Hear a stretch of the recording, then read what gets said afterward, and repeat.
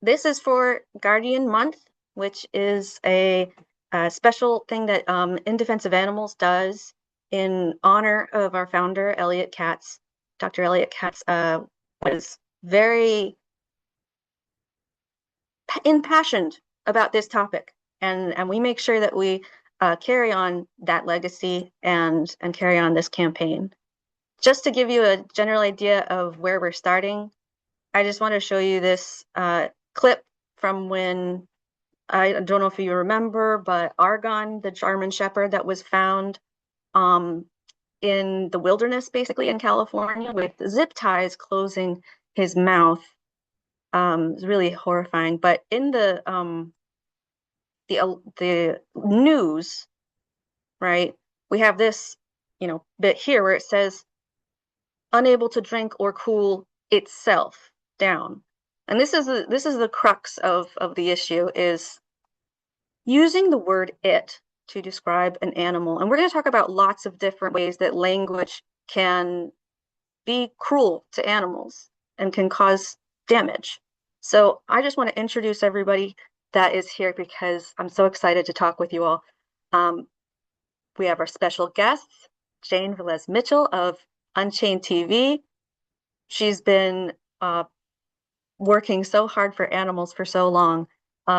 It's a global streaming network providing a platform for animal rights and plant-based living. She's the winner of 4 Genesis Awards and author of 4 books. So I'm very happy that you're here, Jane. Thank you so much for being here. I'm excited to acknowledge the 2026 Guardian Award that's going to you for all of your hard work. Furthermore, we also have from Animals and Media, Dr. Debra Merskin, author of Seeing Species, which I need to read. It's on my book list. And Dr. Carrie Freeman, expert in media ethics and activist communication strategies. So exciting to have you all here. Let's get started with some examples. We have another one here. We're talking about a rescue of a border collie. And again, in the news article, this was in, I believe, The Guardian, we have the word it being used, which is strange because they've used her name the whole rest of the article. Here's another case for a rescued animal.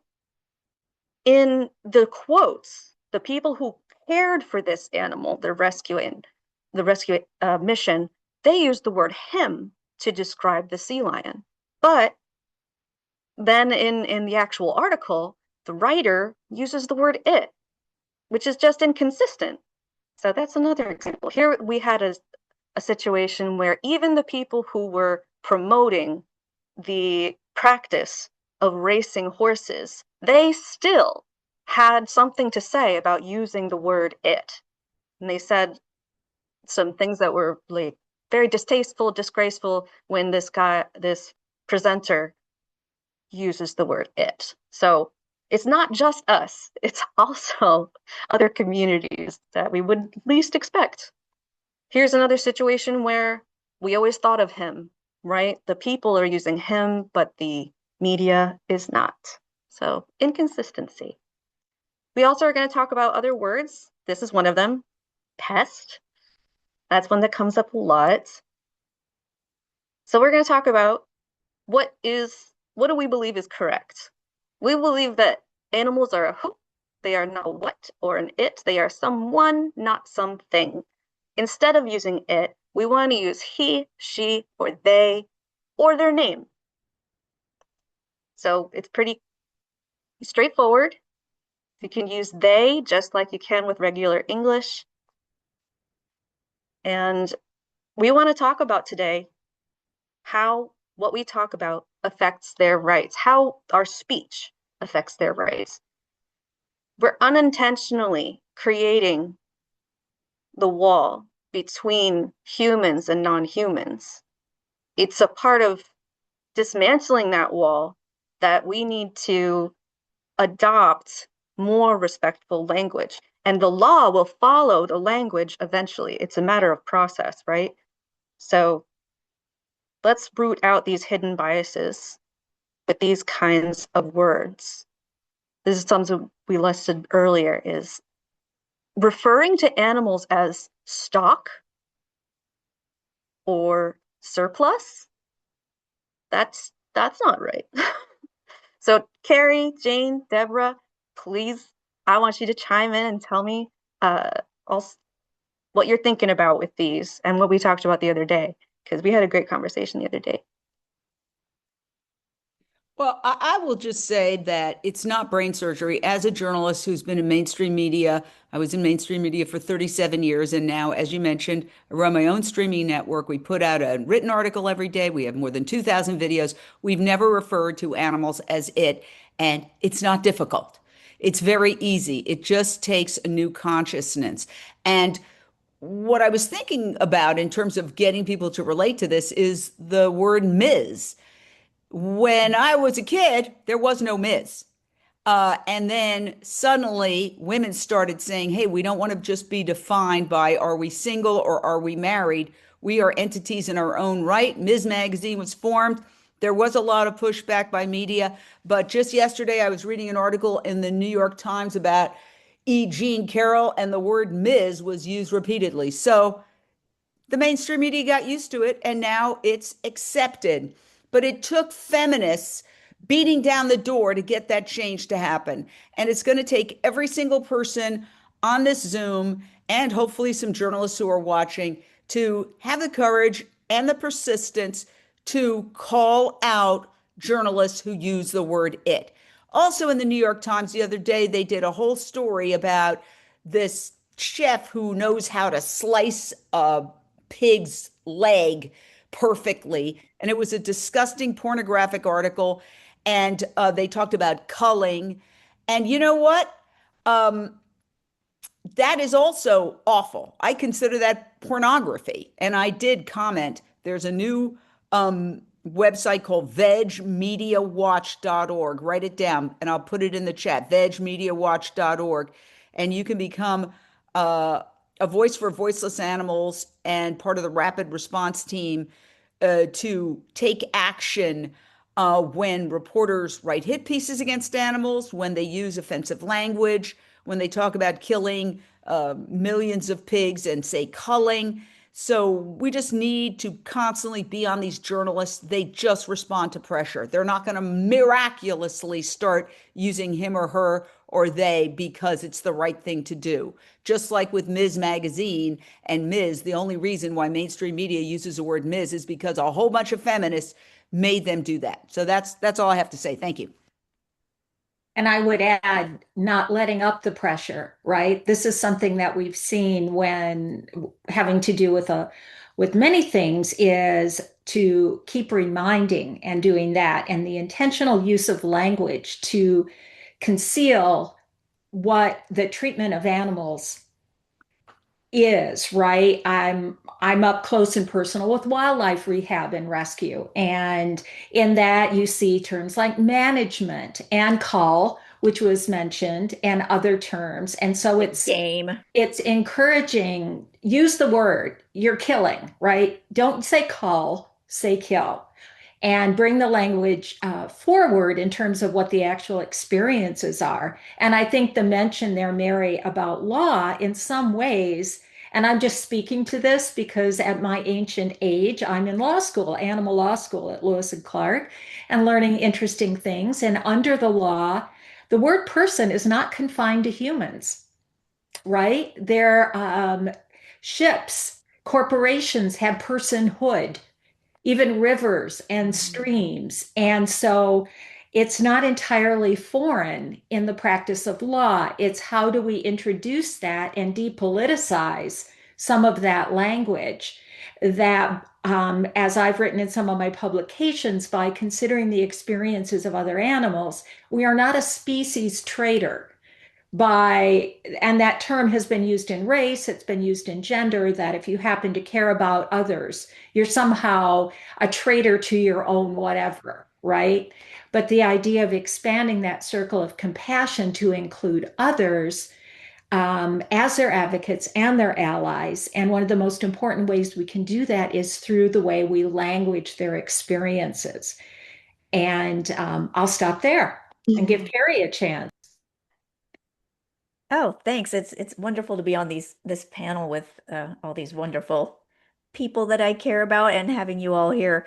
Yeah, Deb Merskin and I started 10 years ago the animalsandmedia.org media guidelines because to Jane's point, we want people to write letters to the editor or post comments under an online article to journalists, either praising or constructively criticizing the way they're representing animals. And like if you see them, referring to an animal individual as it or you know, saying that instead of who, like those kind of opportunities to make the other animal a subject and not an object.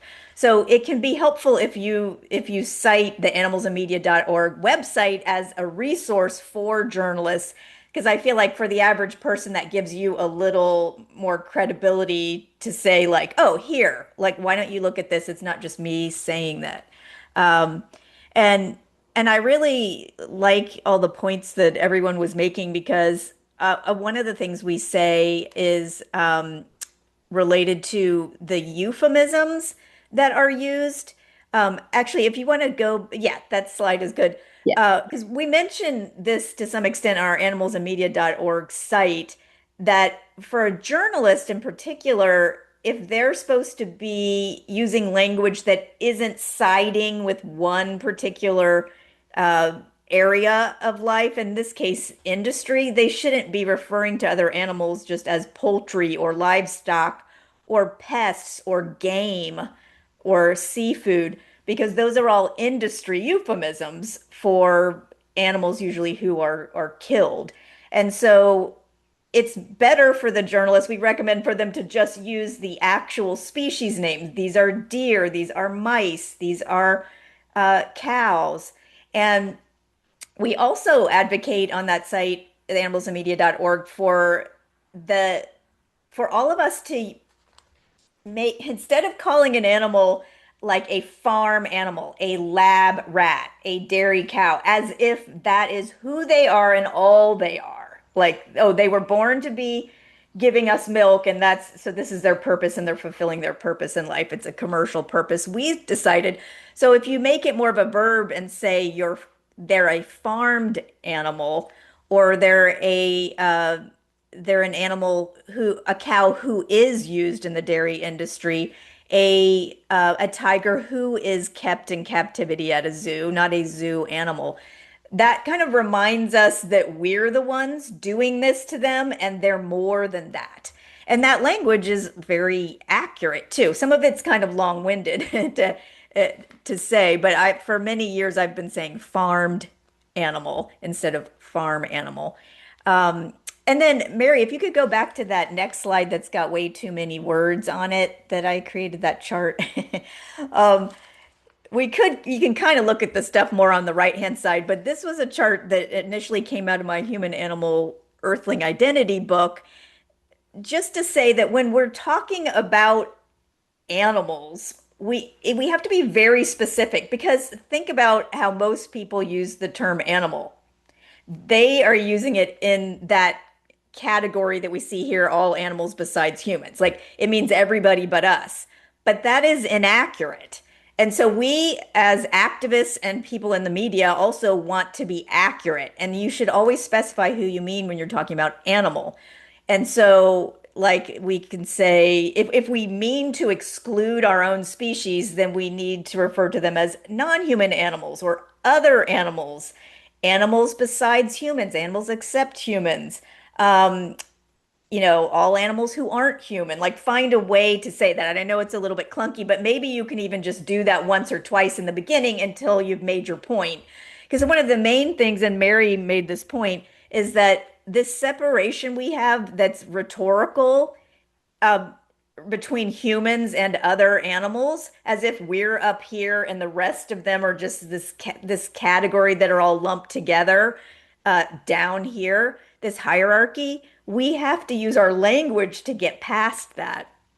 And so it's good as much as we can to remind ourselves that we are animals.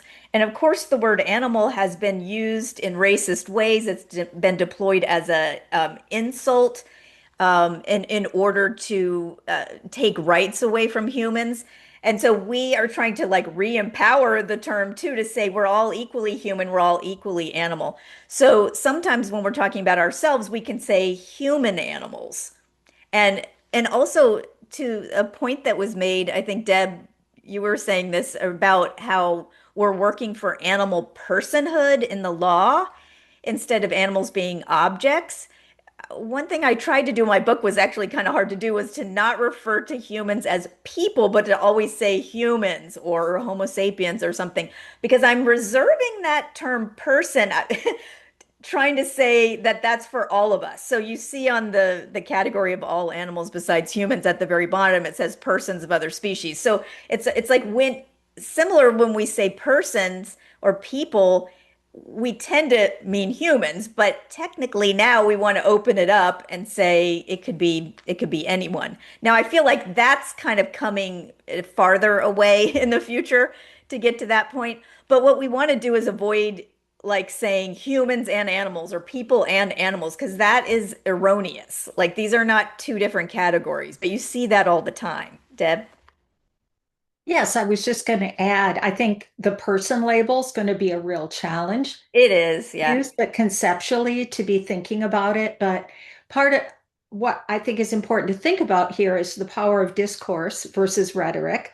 Discourse in an academic sense means there's a power interest behind it, someone, and so we know lobbying groups and other like who owns the media, who are the advertisers in the media, and so forth, have an interest in there that's always going to be bumped up against. But when we think about the language we use, and if journalists do turn to the Society of Professional Journalists Code of Ethics and the responsibility to, although I do push back on voiceless, I've been writing about that recently because I think that's a term that needs to be revisited.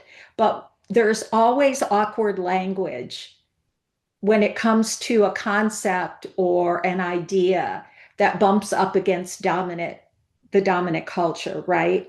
So, and we've seen that in a lot of writing when it had to do with stay-at-home mom. There was no equivalent at the time we were hearing that with stay-at-home dad. We know it's a lived reality, or kind of the way language can come. If it's awkward to language, say same-sex relationship, right? We don't have a word for that. Or, well, they're my partner. Well, do you mean business or do you mean in other kind of ways? So it's always an intentional aspect of language to define whatever the dominant order is and make it incredibly awkward to try to introduce anything that bumps up against that. But that's exactly the work that needs to happen. And we've been doing that somewhat successfully, definitely in an awkward sense, with gender identity and having some choice in the terms that we use, the pronouns that a person chooses to use. And that's moved to a place. And sometimes the pushback is, well, by saying with an animal other than human that they are a he or a she, aren't we taking a step back? But we haven't even gotten past the it yet with animals. And then they start to become not members of a group, members of a species, but we recognize them as individuals with interests.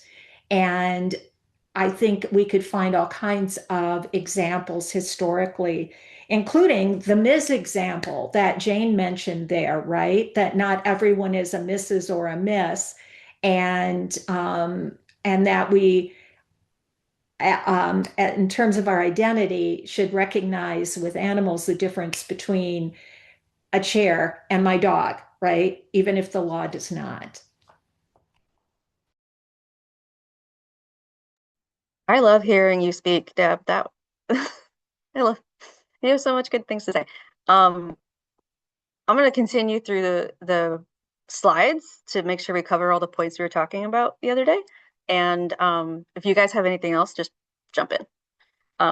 So when we were talking about IDA's Guardian campaign, and this is a big one that we wanted to mention, is that we want to refer to ourselves as guardians instead of owners. And that's another piece of the legal puzzle that you were talking about, Deb, is that legally legally humans can own other animals, and we just disagree with that whole premise. So we say guardians. Go ahead, go ahead. I just wanted to jump in there is we do disagree that there's something very different, right, about my car that I own and owning my cat. At the same time, we may not want to totally let go of the concept of property when it comes to other animals, in that it is definitely in the American ideology in many places that property has value, right? Economic value and is tied to something. If we take that away completely, it might be a step back. So, not pushing against that, but saying there is in the psyche something to hold on to the fact that if they're valued, because maybe a case of farmed animals, that's where we really see it, I think, is in there. If we take even that little bit away, what protections, which they're minimal to begin with, but what would they have, right? Right, yeah. Um, the that's why it's so important that we switch from it to he, she, they. That's where we want the value to be, not in a commodity, because they're not a commodity. That doesn't make sense. So let's see here. I would like to also say something about this entire conversation, because I've been trying to get people to sign up to Veg Media Watch for a while. And what I've found is people who love animals would rather talk to another person who loves animals for an hour about how bad the mainstream media coverage is. But when they're given an action point that will have a huge impact, like go to vegmediawatch.org, sign up by putting your email in. You'll get an email once a week that directs you to how to respectfully, with one click, comment on outrageous reporting. There's resistance. So I would urge everybody to get over that, because our movement is being shredded by hostile media. And having been in the mainstream media for many years, I was in the mainstream media for 37 years, I can tell you that reporters don't like public criticism because their jobs could be at stake. Newsrooms are very political environments where there's always people trying to get your job, and you always have a boss who has various people in mind to replace you with. So they do not want to get called out publicly. It is the most effective thing you can do is to retweet, post on LinkedIn, post on Facebook, but particularly on X and LinkedIn, which journalists use a lot. Uh, and it doesn't really matter, uh, you know, it, what matters is the fact that they're being publicly criticized. They don't like it. And even when there's only 4 or 5 retweets, sometimes the reporters will answer and try to explain themselves. No, I wrote a fair article. It was the headline was not written by me, because there's a trend now to write really nasty anti-vegan, anti-animal rights headlines. So engaging with these reporters and the people all the way up the masthead is really effective.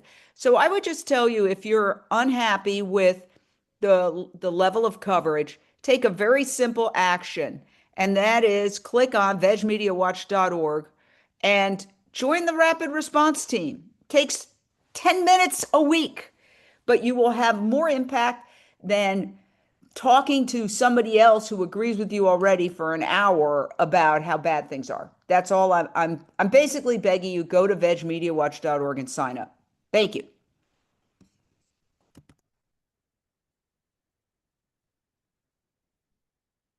There we go. Okay. Yeah.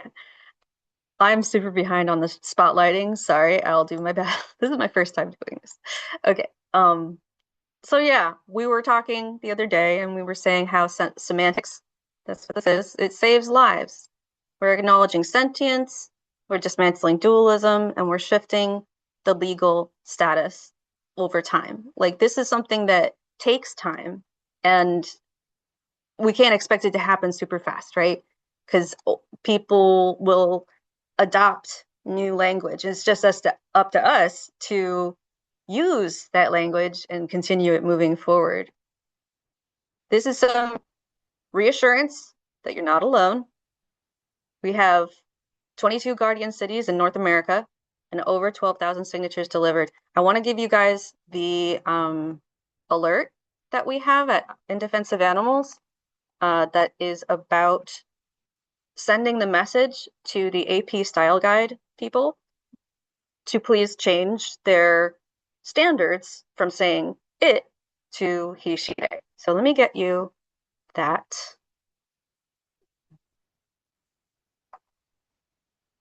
Give me a hot second.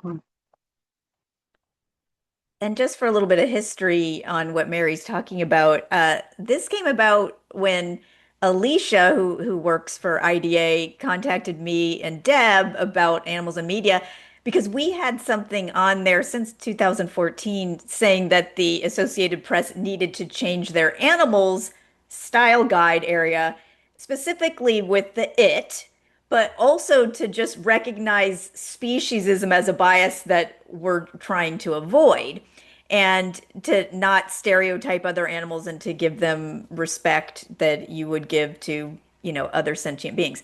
And so, but then IDA kind of really took it and then they created this campaign around it.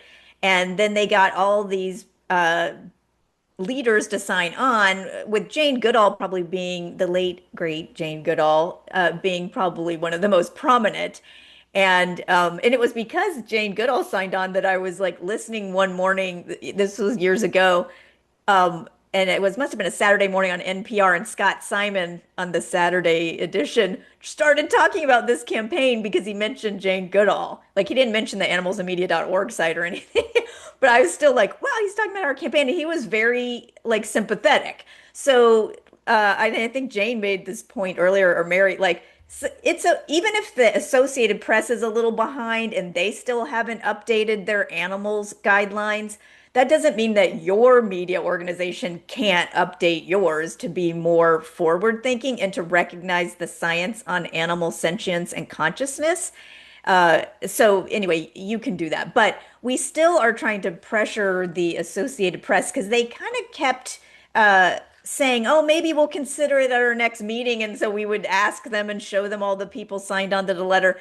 But they wouldn't say no, but they just kind of kept pushing it away. But now I think, Deb, you were talking about there was a new woman who's in charge of the guidelines. So perhaps I think we're going to approach that person and try again, especially since Dr. Jane Goodall has recently passed away, unfortunately.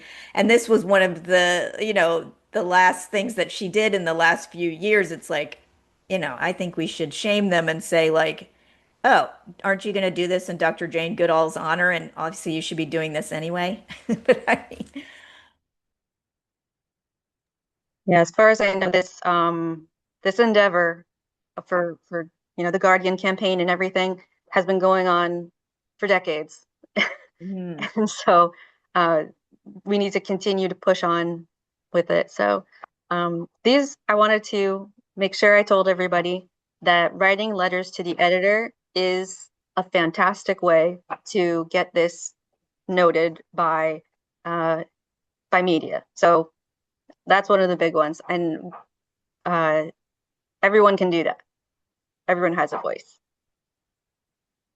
All right. I got through all of them. Yay. Okay. oh, Mary, can I say something I saw that some people were writing about in the chat? It was also something I really care about, and probably everybody, about during natural disasters, which are happening all the time, of course, unfortunately. The media coverage, sometimes they won't even mention other animals besides humans who may be injured or killed. And a lot of times, the other animal individuals besides humans are the ones who are getting killed in mass, like in wildfires, or obviously, or sometimes floods that affect a factory farm, right? And there's all these animals dead, or just all the times there's a quote unquote fish kill, and then, some toxins in the water create thousands of deaths for fish at a time. And these are just either not reported on or just like mentioned slightly, or they might be mentioned in a frame of like, oh, some economic loss for certain farmers. But again, that way of approaching it by trivializing the mass number of deaths every time there's a hurricane, a flood, tornado, wildfire, we need to have more coverage of other animals and not just our companion animals, because that tends to get more coverage, right? Like rescuing a dog who was maybe left behind during a hurricane. And that, of course, is important too. But then there's all kinds of other animals displaced. I feel like the media did a better job. Remember years ago, not too long ago in Australia, there were those massive wildfires in New South Wales, and then it affected koalas um, and and kangaroos and so many animals. And so there was a lot of animal photography. I know that We Animals Media was there.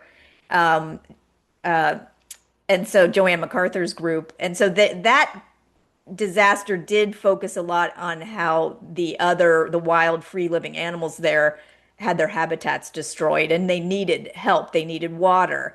So I was happy with some of that coverage in Australia at the time. I don't know if somebody else wants to comment on that. Oh, Jane. Well, no, I just wanted to comment in general. One of your calls to action is support nonprofit media. And Unchained TV, our global streaming and fast channel network for the plant-based, cruelty-free animal rights lifestyle, is a nonprofit. We are a 501c3 nonprofit news network. And I'm a volunteer. We are mostly volunteer run. And we're using the template. They call us the CNN Netflix of veganism. So, you can go there. I could share my screen and show you very quickly because we are a 501c3 nonprofit news and entertainment network. We cover breaking news. We spent more than 20 hours covering the Ridgeland dog open rescues and then the other rescues.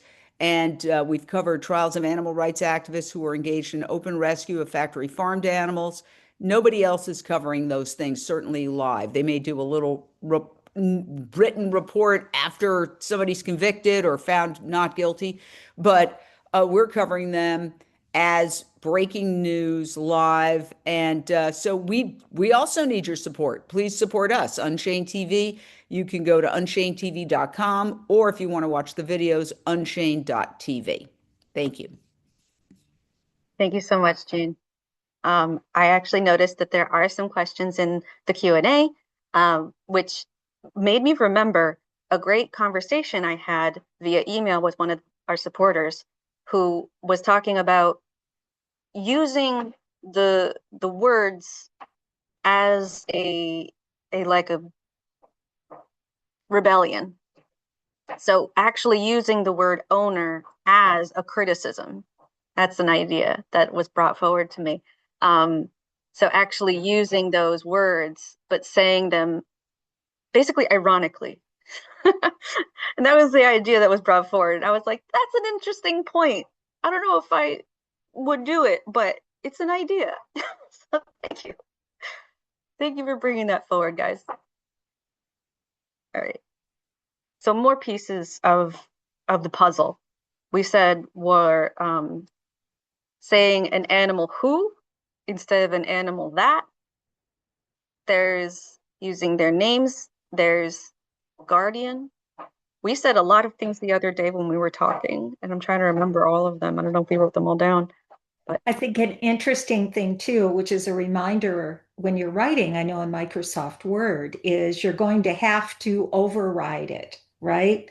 When you are going along and writing something, which I think is a good opportunity to remind people because it will want you to use it, that language like that. And when you very deliberate writing, going back and through, if you write as a form of resistance in there and use the pronouns when you know the sex of an animal, or you want to use language that actually turns them from objects into subjects, you're going to, spell check's going to push back, right? And I think it's always really satisfying to leave that red line there that's telling me I'm doing it wrong. No, I'm not. exactly. I And hit I it. guess also applauding journalists that you hear when you see it done right. And that's exactly what veg media is for, right? Is calling out those situations where it's done correctly or incorrectly and make sure we comment on those articles and either, praise or denounce, right, the situation. Yeah, And he that's something doesn't. big too. He Because we doesn't. live in a culture of complaint and always looking for um, someone to blame, who to blame, something like that, but to also take a pause for a moment and honor those who are doing it right. And Yeah, why? And I why? wanted. I wanted to follow up on that. You're absolutely right. Vegmediawatch.org doesn't just um, call out journalists who are writing hit pieces. It also applauds journalists who do the right thing. So it's good cop and bad cop. In case you feel a little hesitant, it's both. And so that's the way that media changes. Media is basically, we're pack animals. And you've seen it in the news. Suddenly, everything's about one subject. And I've seen it throughout my career. I remember when AIDS first came up as a story, every story was about AIDS, whether it had anything to do with AIDS or not. And then you could cite other major developments culturally, whether it's the Me Too movement or certainly the pandemic, where every single story seems to be about that. So media travels in packs. And once they see that reporters are getting called out for writing hit pieces and they're being praised for writing good pieces, that will influence them to either hesitate before they write a hit piece and maybe inspire them to write a positive piece about animals, animal rights. Yes, exactly. I'm gonna get Veg Media, the link again, if you want to put that in the chat again for people who haven't clicked it yet. Oh, Jane, what do you think about the recent little quote unquote insults that the candidate in Texas, the one who's indicted on so many charges, is lobbying at James Talarco? They're calling him Tofu Talarco, and I think he has a vegan campaign, so they're saying he's vegan. Now he's having to say he's not vegan as if that's an insult. And there's like this big discussion. But it also kind of says the partisan way we even see the notion of being vegan. Like then, and that's not what we want. Like we don't want, oh, that's a leftist thing to not eat animal products or not use animal products. That's really for everyone, and it's the direction we all need to move in. But I don't know what your take on it, Deb. You were I sending saw me it some being stuff. discussed last night on MS. Actually, they were talking about James Tallarico, who's the Democratic candidate, versus Paxton, who's got Yeah. all these controversies. We don't get involved in partisan politics because we're a 501(c)(3) in terms of campaigns or anything. But just to answer your question, um, yes, I've heard that James Tallarico is vegan. I've also heard that when he was attacked about that, he went to a barbecue and ate barbecue or ate something non-vegan. I have no idea whether any of that is Yeah. accurate. He's But saying yes, he's not vegan, but right. Right. And if he is, maybe the strategy he has is let me get elected and then I'll do vegan policies. Because if I just run around saying I'm vegan, I won't get elected in Texas. So let me get elected. I don't want to prejudge his yeah, strategy. He's a brilliant speaker. I mean, yeah, I saw him on MS talking for about an hour. I was like, this guy is, what they talk about looking for next gen politicians who have a different approach, blah, blah, blah. yeah. He's I definitely, reframing religion, so yes, it's he's not as partisan. reframing Yeah, religion. So I've read articles about, could this be a blue state, Texas?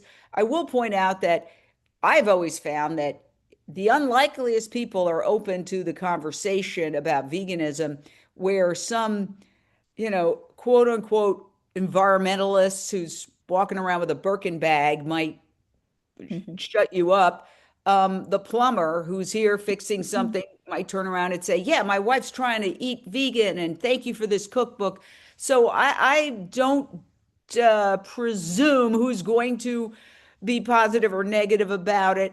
And I will say that my dear friend Renee King Sonnen, who just wrote a book, is the founder of Rowdy Girl Sanctuary, and she's just coming out with a book called Rowdy Girl: the secret diary of a vegan cattle rancher. She took her husband's cattle ranch and turned it into a vegan sanctuary, and now she's vegan and he's vegan in the heart of Texas. So you never know. yeah. It's awesome. That's quite the story. Thank you. All right, I'm out of slides, but anybody who has questions, please feel free to put them in the chat or in the Q&A. That is available too.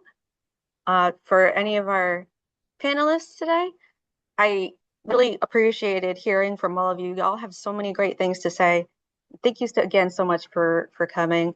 I just wanted to talk about like veganism a bit more and how it's changed the way I look at the world. Because without meat and cheese and dairy and all that, without that, you are not subliminally accepting violence. You are not keeping in your worldview that there is such a thing as necessary violence. Because if you are eating meat and cheese, etc., you are by default accepting the violence that is inherent in that process. But once you let go, you can have a life where you don't accept the reality of necessary violence. There's no such thing. And you can be more open with your compassion. That's what happened to me anyway. But Deborah, please go ahead. So, what are some techniques perhaps people have for making people aware who don't really want to know? I mean, part of it is we're, if you will, alienated from the means of production, as it were, to bring in that. And for a lot of people, again, it's not being aware of the conditions in which animals are kept, the minimal protections farmed animals have in terms of their so-called welfare. Any strategies or tactics for having that conversation? Especially at the table when there might often be someone wants to, well, I want to ask you some questions about that when what they want to do is tell you about themselves. And so I'm wondering about any strategies or tactics that people might have for having those conversations. Yeah, that's something I struggle with too. The my brother made, food for our Easter get together. And and I'm like trying to say, I'm vegan. And he's like, yeah, I know it's terrible, right? Because, cruelty is delicious. And I'm like, that's my brother. Okay, great. You know, so how to deal with that? That's a good question. Well, I will say that the hardest people to convince are the people you're closest to because they take everything personally. So, I mean, I have what I'd call a mixed family. I have a nephew who's been vegan longer than me. I've been vegan 28 years. His adult daughter's vegan, and he has a partner, and they have a child, and the partner isn't vegan, and there's conflict regarding that. And also, my family offers vegan options when I go to their house. And um, I appreciate that. It's consideration. A lot of them have also, several of them have adopted soy milk or almond milk or oat milk. So I appreciate that. It's a process, not an event. But I try to say it's not about options, it's about not killing. But I really find that the hardest people to deal with on this issue are the people you're absolutely the closest to. So I try to focus my energy on people I don't know, who I can just send the message to, with Unchained TV, primarily, where we have more than 2,000 videos. Like great documentaries, How Not to Die, Forks Over Knives, a lot of the big documentaries. And by the way, if you download that on your phone, if you download Unchained TV on your phone, you can text those documentaries to anybody. So you could just go to your app store, say Unchained TV, one word, and then all of a sudden you'll have 2,000 videos at your fingertips. So somebody says, oh, but I love salmon right here. I'm just doing this. You could text them a vegan salmon, a tofu salmon dish. It's absolutely incredible. In fact, it looks so much like salmon, it kind of freaks me out. And ditto for cheese or any of the other things that people love that they say they can't do without. We have a vegan version on there. But I would say don't waste your energy grappling with your family as much because it's so loaded. Um, I do avoid, like, I don't go to my families in Thanksgiving. Luckily, yeah, I told all these people who are living isolated lives, go vegan. You'll go out every night if you want to. I could literally go out every night to a vegan event, a potluck, a meetup, blah, blah, blah. So I do those things and I see my family, but I do it on my own terms. But then I would say focus your energy on other people that you can change who aren't going to take it as a personal power struggle. Yeah, I just want to say that I just it is really hard to have those family conversations, but I was really proud that many years ago, after it was in the 90s when I started going vegetarian then vegan, that my other family members just kind of, well, they might have teased me at first. They decided after a while to follow that. And then now my sister-in-law Anne, who I saw, she's on this call, Anne Packwood, is vegan. And then they're raising my niece and nephew vegetarian. And then my parents eat vegetarian and sometimes vegan. So, but we grew up like eating cows and like just so, I mean, it's interesting how you can change over time, but I really wasn't pressuring my family, but they knew that the animal rights was important to me. So, Mary, maybe your brother over time may change, maybe not, but sometimes people are teasing us because you've hit a nerve. You know what I mean? Saying like, and it's the people that don't say anything, they're more apathetic, like they don't care if you're vegan because they just don't care about it. So maybe your brother's a little bit like thinking about it. So, but I do like Jane's idea of just like, let's work. It's a little bit easier to work, on other people. And I've also gotten tired of trying to individually, all these decades, like change every single person when there's more and more people, humans, being born every day. It's like we as a movement also need to really be working on transitioning the human society towards plant-based eating and we have to have those systems set in place at universities and at other institutions so that the food is there and then people can just enjoy it and get used to the almond milk and all of these things so that as we transition towards that, people don't maybe their identity kind of eases into it or something.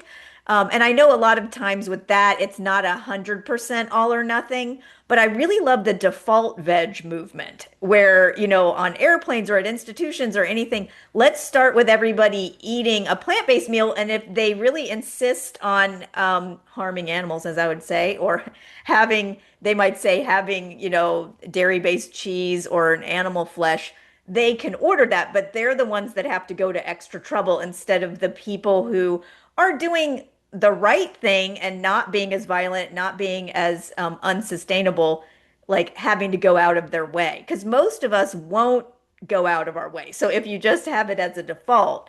So anyway, I'm feeling more encouraged by that rather than just this individual conversations that are uncomfortable with all these people. It can get kind of exhausting I after a would while. say maybe some good energy. I feel like, first of all, there's never been a better time in terms of food. Those of us who, before doing this, I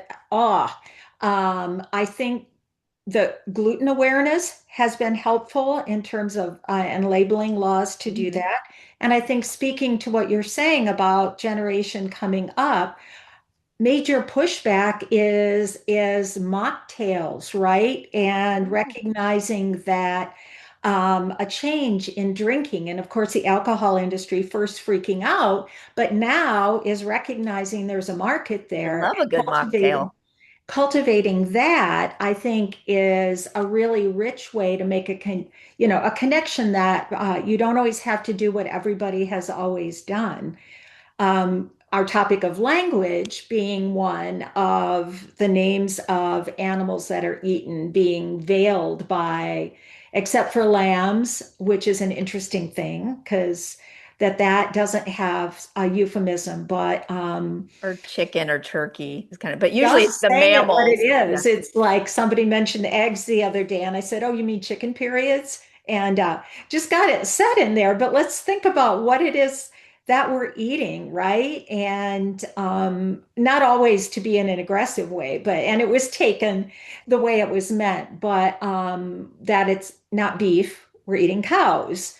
It's not pork, we're eating pigs, and just know it and own it, right? If that's your, yeah. And that reminds me, Deb, of the idea that whenever we're talking about meats or milks, we should, similar to when I talked about animal, we need to be more specific so that meat and milk and cheese are not by default always thought of as animal-based. So we should always say it's a plant-based meat or milk, or it's an animal-based milk, or an animal-based meat or animal flesh, so that it's not always considered like the main, the OG, right? And then we're just the small alternative. Like because there's always plant-based flesh on nuts and apples. Like, there's other ways of talking even about flesh, not necessarily being animal-based. So that's another way to kind of own things. And I liked your point I saw in the chat, Deb, that you were mentioning how there's a trend now, all the people that study about labeling food and the marketers and the people at Faunalytics uh, tell us it's better for the cupcake or the chili not to just be called vegan cupcake, vegan chili, but it's like a Southwest black bean chili. Like, what's the flavor profile? And then on the labeling at the bottom, like you mentioned, it might say gluten-free, vegan friendly, or I like the term animal free or animal friendly Yeah. um, on there so that everyone feels welcome and it's not, just for one Yeah. person. Because one of my pet peeves is companion animal peeves is when like they're selling an item and there's like a vegan chocolate chip cookie. They do this at Whole Foods, a vegan chocolate chip cookie and then a non-vegan chocolate chip cookie. Just have a chocolate chip cookie and have it not have animals in it and we all eat it. It's good. I mean, why is there these separate, Changing from that sense of deprivation that somehow it's that. And it's so a when lesser cookie? where I'm living, which is really challenging as a vegan and in some other ways in Central Oregon, and that is, I suggest people think of it as a cuisine, right? Instead of, well, I don't know what to make for you, or, oh, I don't understand any of this. And it's like, well, if you were going to prepare a particular cuisine, it would have some ingredients and it would not have other ingredients, right? And and as an ethical vegan, I would love everybody to come in through that avenue and that door, but that's not the truth. Whatever gets people there, whether it's their health, their concern for the planet, or whatever. But I try to use the strategy of saying, well, don't think of it that way as if you have a vegan cookbook, right, or something, just like you would have if you might have, an Asian or Italian or whatever you're preparing. It contains some things and does not contain others. And maybe we could proceed from there when you think about meal planning, right? Yeah. Exactly. Exactly. Wow. I know we need to wrap up, but this is also reminding me, Deb's comments and stuff about like all the Food Channel and like all the food oriented shows. For a lot of us who are vegan, we probably don't even enjoy watching those shows because they just so casually take animal bodies and don't tell us anything about who that was or the conditions of them. And then they dress it up as if it's so civilized and everything and don't even think about, the front end of the production aspect and only the consumption aspect. I find that very irresponsible. And so, yeah, I just feel like we need more.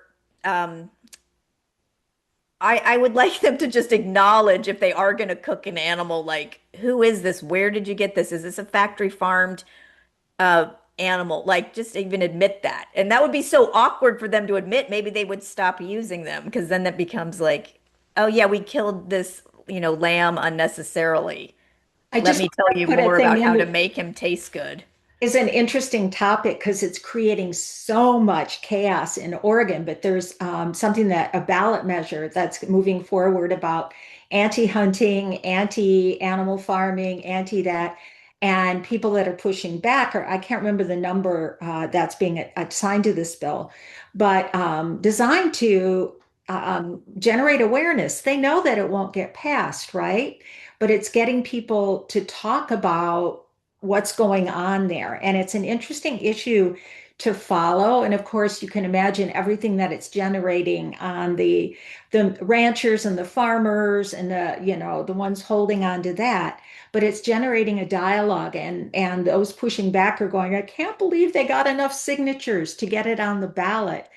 I'm super encouraged that they've gotten enough signatures, right? So that we can start to Deb, have, what is the referendum in I'll Oregon? look it up real Oh, quick. okay. I mean, not that you have to give us the number, but I mean, like, what are they asking for that's kind of creating the dialogue? Are they using the term like anti-hunting or anti-animal farming? I believe it was the ban of hunting and fishing. That's what I saw. But it could have also had the ban of farming that Deborah was talking Mm. about. I didn't see that myself, but I did see the ban on hunting and fishing. Yeah, they're saying farming too. And it's, what is it? The hunters are all, Oregon IP 28 is that, and it's going to be coming up there. And, it's got people talking. Mm. And the more people that can get talking, and the fact that, yeah, posted there that people might consider it, some are just going to lock down, but Mhm. others will go, wow, they got enough signatures to get it on the ballot.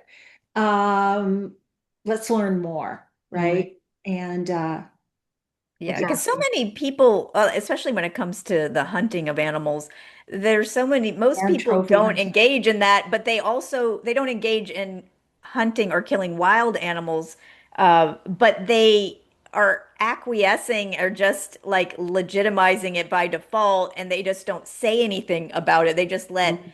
people who do want to hunt and kill, and some people may have to do that in isolated situations, like they live in Alaska or something, and it's for sustenance. That's different, I feel like. But we're talking especially the recreational hunters or people who are even eating the animals, but they're still eating grocery store meat from animals. Anyway, I just think we need to call attention to the fact that we're complicit in our society with allowing like other animals to be researched, to be hunted, to be used for fur. And even if we're not buying it or participating in it, our human society has to be the one to change the laws so that it's stopped or that it's greatly restricted. But so many of us are like, oh, that's not my area, and nobody Mhm. asks, and the politicians never talk about it, and the media usually doesn't talk about it. So everybody just acquiesces. And then, like, when it comes to wild, free living animals, it's really just the hunters and ranchers who have most of the say politically in what happens to all these animals. And the majority of citizens in the United States don't have any say in how our wild, free living animal residents are being treated. Thank you. Awesome. Thank you so much, Carrie and Deborah and Jane, for being here Yeah. and talking today. It was just as fun as last time. So, and thank you everyone Thank you. for attending today and joining us for this conversation. I had a blast. I hope you did too. And this, like I said, has been recorded and it will be posted on our YouTube channel. Everyone who registered will receive an email in a few days' time once it's posted, holding a link to the YouTube page. And I do hope I can include the slides in that email. I hope I can. I think I can. So we will make an effort. All right. You guys all Thanks, have. Thanks, Mary. everyone. Yeah, and thanks Take to care. Floor and Alicia too at Thank you IDA. so much. Great Thank job, Mary, and pleasure chatting with Yeah. everybody. Rock Awesome. on. Bye, Jane. Bye, Deborah. Thanks everyone for being here and for caring. Yes. Right back Yes. at you. Right back Bye. at you. Thank you. All right. Have a great evening, everyone. See you Bye. soon.